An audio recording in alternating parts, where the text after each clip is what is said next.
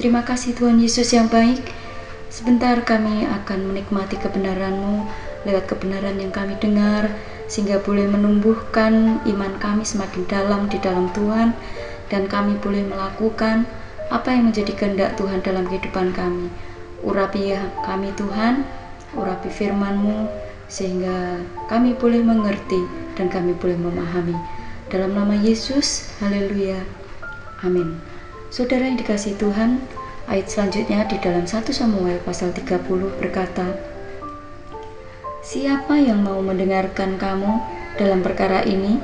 Sebab bagian orang yang tinggal di dekat barang-barang adalah sama seperti bagian orang yang pergi berperang.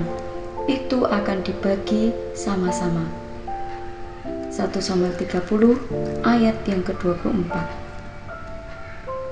Tema renungan kita malam hari ini harus jadi misionaris, hamba yang baik dan yang berkenan di hadapan Allah adalah ia yang mengerjakan tugas yang ditinggalkan oleh tuannya untuk dirinya. Saudara bisa baca di dalam Matius 25 ayat 21. Yesus, Tuhan kita, sebelum naik ke surga memberikan kepada kita perintah terakhir yang secara langsung diberikan kepada kita. Perintah itu adalah tugas memberitakan Injil sampai ke ujung dunia, atau yang dikenal sebagai amanat agung. Tugas ini tentu identik dengan pekerjaan seorang misionaris.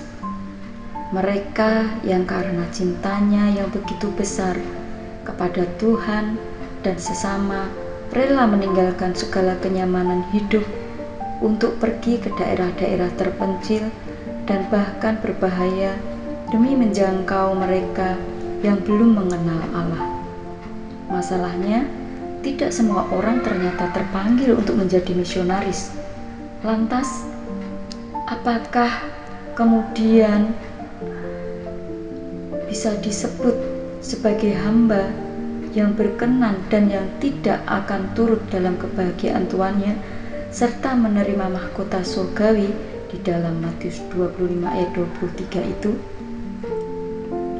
Dalam perikop kita hari ini, 1 Samuel pasal 30, ada kejadian yang menarik, yakni ketika Daud menetapkan bahwa mereka yang tinggal di rumah dan dengan setia mengurus perbekalan bagi mereka yang pergi berperang harus mendapat bagian yang sama dari rampasan perang.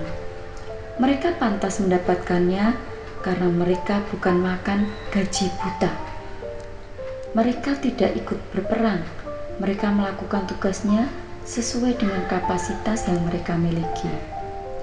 Prinsip yang sama juga sebenarnya dapat diterapkan dalam hal penggenapan amanat agung. Orang yang menjadi misionaris memang adalah hamba yang setia, tapi bukan berarti yang tidak menjadi misionaris adalah hamba yang tidak tahu diri dan dari tugasnya. Mereka memang tidak pergi ke tempat-tempat terpencil. Mereka juga tidak diam saja. Dengan setia mereka mendukung dan mendoakan yang pergi. Lagi pula, pengabaran Injil tidak selalu harus diwujudkan dengan menjadi seorang misionaris, bukan? Bukankah sesungguhnya hidup kita dimanapun kita berada seharusnya menjadi saksi bagi kemuliaan namanya?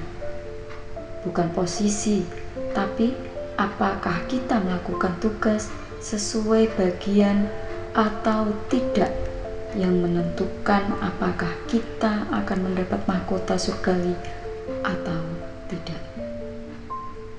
Asal kita melakukan bagian kita, maka kita tidak perlu khawatir tidak mendapatkan bagian. Puji nama Tuhan, Tuhan memberkati.